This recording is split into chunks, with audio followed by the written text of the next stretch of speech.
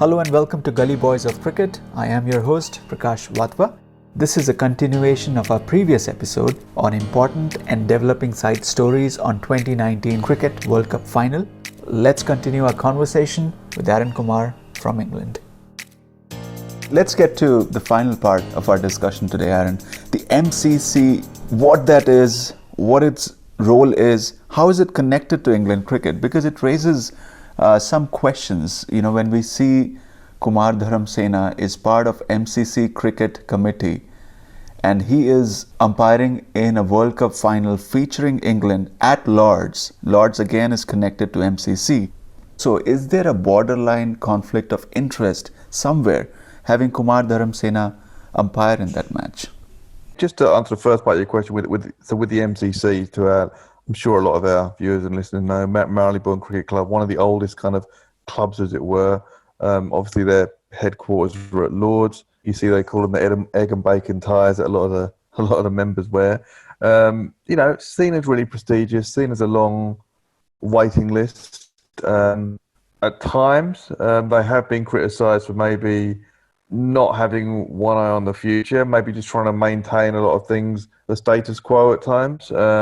There has been that element of it, maybe not being a sort of, and they do get a lot of stick sometimes for that in certain parts, not in every part. It's like anything. I know, for example, that again, I don't want to generalise, and I've got to be careful what I say, but I think certainly some from that group would not maybe be a fan of, let's say, the 100 or new tournaments. Progressiveness has maybe not been something that they've been known for, but you've got to respect their sort of history and stuff like that. Now, what's always been a bit of a grey area with the MCC is obviously you have the ICC that we know, and they have their committee meetings and they discuss rule changes in the game and sort of stuff like that. And then you have the MCC that do Spirit of Cricket. Now, Spirit of Cricket is good. We have had times, and the example I'd give to you would be Ravi Ashwin. My view on it is quite simple, really. My view is that if someone is backing up too far, then that could also be, in my mind, a bit of an advantage as well. Buttler, to be fair, Buttler has been man-catted against Sri Lanka as well in an ODI, so that shows that he does back up quite a long way. So I would argue that that's a legitimate, and the ICC said there was nothing wrong in those rules there. The rules were there, whereas MCC said maybe it wasn't in this. So there's not many times you get a kind of conflict there, but that's an example of the spirit of the game and the rules maybe being at odds. So, yeah, in terms of a conflict for Kumar Dharmasena, I mean, I'm probably above my pay grade to answer it honestly, but if you want my opinion, I'd say that they're the organisation that look at sort of the spirit of the game and how the game's going. And you could argue what happened in that final is probably one of the biggest contradictions of what's in the spirit of the game, So from that point of view, that certainly is a strange one for him to have umpired it. And you'd certainly think then, we've criticised him at length for not knowing the rules and he's being in the final, but you'd certainly think at the very least he would want to see the rules and the spirit of the game maintained, so especially in a final. So it is certainly quite a question in that respect. I mean, what are your thoughts, Prakash?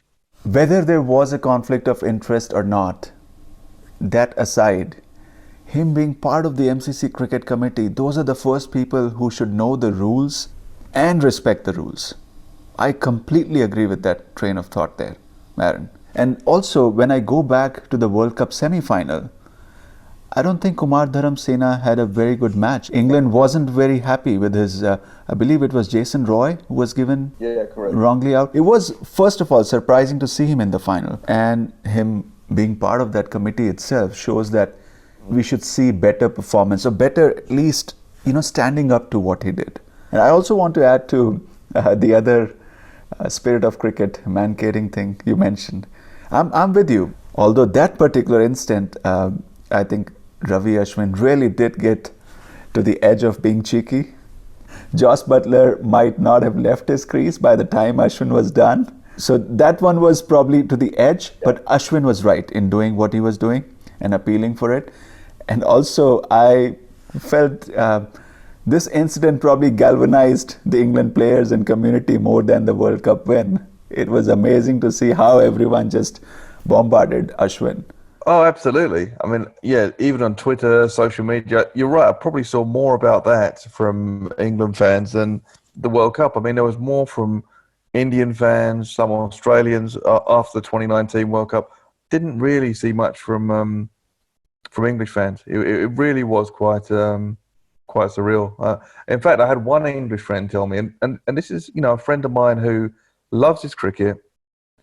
Probably wouldn't mind me saying this. Although he's very knowledgeable when it comes to England, he's usually got his glasses on, rose tinted. You know, he's a very loyal fan. But even he said after that final, he said, "You know what? I'm just glad that we beat New Zealand in the group stages, because at least it doesn't feel as bad as if we hadn't even played them." You know, at least that was trying to take some comfort from that, because it just didn't feel like a genuine win even to him.